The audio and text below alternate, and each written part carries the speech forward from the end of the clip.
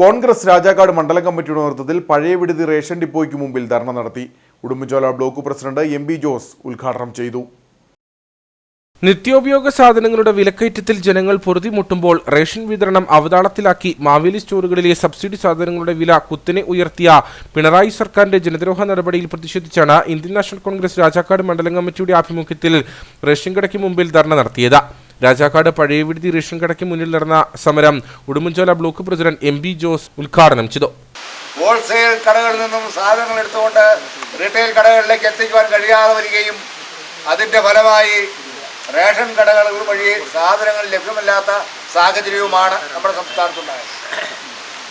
ഇങ്ങനെ റേഷൻ കടകൾ വഴി നിത്യേന സാധനങ്ങൾ വാങ്ങിച്ചുകൊണ്ടിരുന്ന ആളുകൾക്ക് സാധനം കൊടുക്കുവാൻ കഴിയാതെ നിന്നിരുന്ന ആ ഒരു സാഹചര്യം നിലനിൽക്കുമ്പോൾ റേഷൻ കട നടത്തിക്കൊണ്ടിരിക്കുന്ന ആളുകൾക്ക് സർക്കാർ പറഞ്ഞിരിക്കുന്ന അനുസരിച്ചുള്ള കമ്മീഷനോ അല്ലെങ്കിൽ അവർക്ക് ജീവനക്കാർക്കുള്ള ശമ്പളമോ മറ്റ് സേവനങ്ങളോ ഒന്നും കൊടുക്കാൻ ഗവൺമെൻറ് തയ്യാറാവാതെ വന്നതിനെ തുടർന്ന് റേഷൻ കടക്കാർ ഇന്നലെ മുതൽ സമരം പ്രഖ്യാപിച്ചിരുന്നു. എങ്കിലും ഇന്നലെ ഒരു ദിവസത്തെ കടയടപ്പ് സമരം കഴിഞ്ഞപ്പോൾ അവരുടെ പ്രതിനിധികളും സർക്കാരുമായി ഉണ്ടാക്കിയ ധാരണയുടെ അടിസ്ഥാനത്തിൽ അവരാ സമരം താൽക്കാലികമായി പിൻവലിച്ചു. അതിൻ്റെ പേരിൽ ഇന്ന് റേഷൻ കടകൾ തുറന്ന് പ്രവർത്തിച്ചിരിക്കുന്നു എന്നാണ് പറയുന്നത്.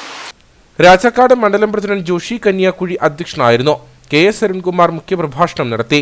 സ്റ്റാലിൻ മാർക്കോസ്, ബെന്നി പാലക്കാട്, ലിജോ മുണ്ടപ്ലാക്കൽ, കെ.കെ. രാജൻ, ഷിജു മങ്കുഴി തുടങ്ങിയവർ സംസാരിച്ചു.